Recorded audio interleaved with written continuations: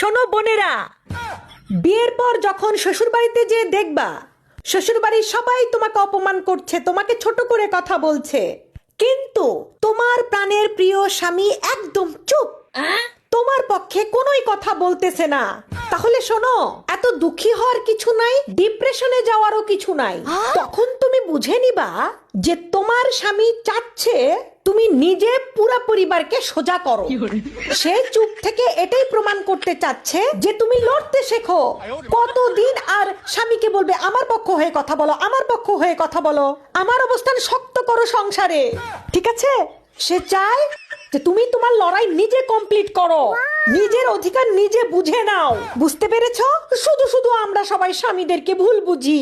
শ্বশুর বাড়িতে যখন কেউ এরকম অপমান অপদস্থ করবে, সমস্যা ঝামেলা করবে, স্বামী চুপ থাকা মানেই স্বামী তোমার পক্ষে। সে চাচ্ছে তুমি আত্মনির্ভরশীল হও, নিজের অপমানের জবাব নিজে দাও, নিজের সমস্যা